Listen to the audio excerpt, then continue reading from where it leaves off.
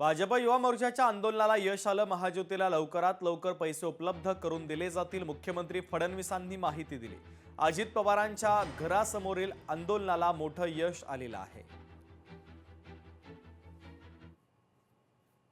आमच्या हे जे याला पीएचडीचे मुलं आहेत त्यांचं स्टायपंड मिळत नाही आहे म्हणून दादांच्या घरापुढे जाऊन आंदोलन केली काल उपमुख्यमंत्री महोदयांच्या। कालचा प्रसंग, हे महाज्योतीची मुलं, त्यांना मिळतच नाहीत पैसे आणि आता जेवढे जे आहेत प्रशिक्षण घेत आहेत तेवढ्यांना देऊन टाका। पुढच्या वेळेस कोटा काय निर्धारित करायचा तो नंतर करा तुम्ही, पण जे आहेत त्यांना तरी तेवढे पैसे दिले पाहिजे। त्या पोरांचा हाल होत आहेत, अर्धवट काम राहील अध्यक्ष महोदय। म्हणून माझी विनंती आहे की तुम्ही दोनच प्रश्न, फक्त एक 300 कोटी रुपये तुम्ही सगळ्यांना सरसकट देताय, लोकसंख्येच्या आधारावर काहीतरी वाढवून द्या। ठीक आहे, तुम्ही जास्त वाढवू नका, तुम्हाला जेवढं करायचं तेवढे करा, पण ते वाढवून द्या तर त्या पोरांना अधिक लाभ होता येईल, नाहीतर अनेक पोरं त्यापासून वंचित राहतील। पहिला प्रश्न। दुसरा, हे जे पीएचडीचे मुलं आहेत यांचा जो स्टायपंड आहे हे ते रेग्युलर देत नाही आहेत।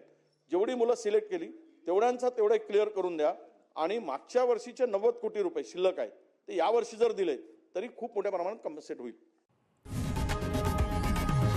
लोकशाही मराठी ऐका, पहा, जागरूक रहा।